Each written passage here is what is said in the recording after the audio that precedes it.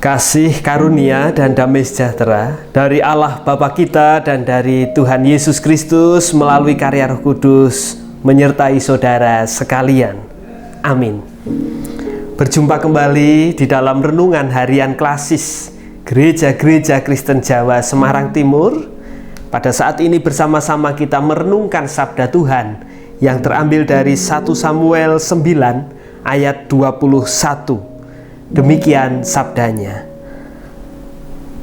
Tetapi jawab Saul, "Bukankah aku seorang suku Benyamin, suku yang terkecil di Israel? Dan bukankah kaumku yang paling hina dari segala kaum Benyamin? Mengapa Bapa berkata demikian kepadaku?" Bapak, Ibu, dan saudara yang dikasihi oleh Tuhan Yesus,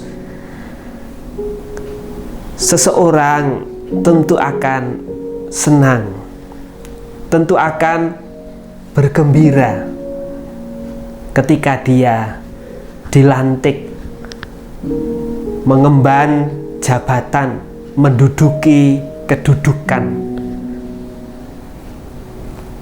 Namun orang sering lupa bahwa jabatan kedudukan yang diperoleh bukanlah kesempatan untuk dia berlaku secara tidak bertanggung jawab.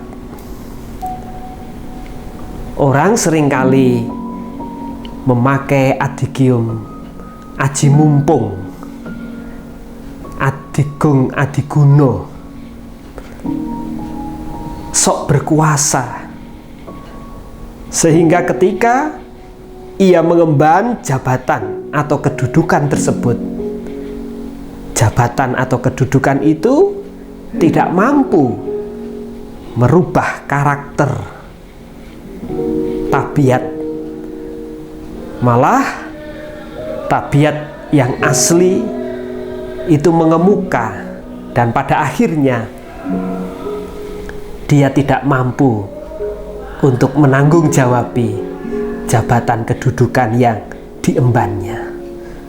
Sudah sering kita mendengar berita seorang menteri yang terjerat korupsi dan pada akhirnya harus mendekam di balik jeruji bersih.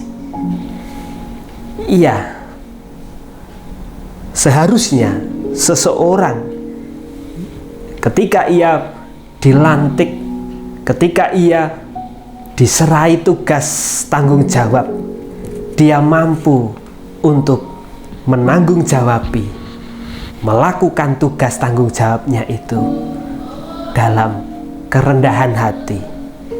Dia sadar bahwa kedudukan yang ia peroleh bukanlah semata-mata atas prestasi, bukanlah semata-mata atas kekuatan kegagahannya semata, namun itu adalah anugerah Tuhan yang Tuhan berikan kepadanya. Kita tidak asing dengan Saul, raja Israel. Pada awalnya ia seorang yang rendah hati, dan di dalam bacaan kita 1 Samuel 9 ayat 21 yang menjadi awal sebelum ia dilantik, diurapi oleh Samuel sebagai raja orang Israel, dia mengakui dalam kerendahan hati bahwa dia berasal dari suku Benyamin. Di ayat yang ke-21, "Bukankah aku seorang suku Benyamin, suku yang terkecil di Israel? Dan bukankah kaumku yang paling hina dari segala kaum suku Benyamin?" Pada awalnya ada kerendahan hati dari Saul, bahwa dia sebetulnya tidak pantas menjadi seorang raja. Oke, bagus, awal yang indah. Tetapi ternyata dalam perjalanan kehidupan yang dilalui oleh Raja Saul, dia lupa diri bahwa dia dipilih oleh Allah, dia diangkat oleh Allah, dia diurapi oleh Allah sendiri melalui Samuel. Dia sombong dengan prestasi, dengan kemampuan yang dimilikinya. Dia mampu menaklukkan bangsa-bangsa, suku-suku di sekitar Israel. Peperangan demi peperangan dia menangkan. Namun dia lupa diri bahwa kemenangan itu adalah anugerah Allah. Kemenangan demi kemenangan itu adalah campur tangan Allah yang sudah mengurapi dia sebagai seorang raja, yang sudah memilih dia sebagai seorang pemimpin. Atas kesombongannya itulah pada akhirnya ia harus terjerembab, ia harus terjungkal. Bapak, Ibu, dan Saudara yang dikasihi oleh Tuhan Yesus, di dalam kehidupan ini kita diajak untuk tidak lupa diri, kita tidak melupakan jati diri kita, identitas kita.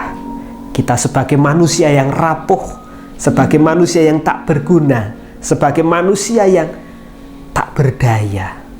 Tetapi atas kemurahan Allah, anugerah Allah sendirilah kita diangkat menjadi anak-anaknya.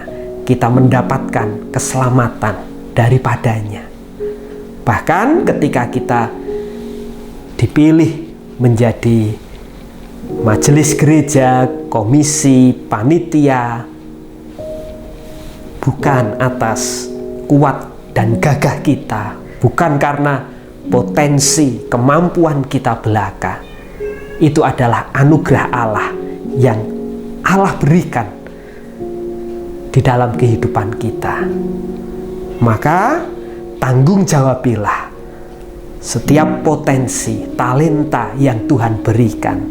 Mawas dirilah sehingga kita tetap rendah hati, tidak lupa diri.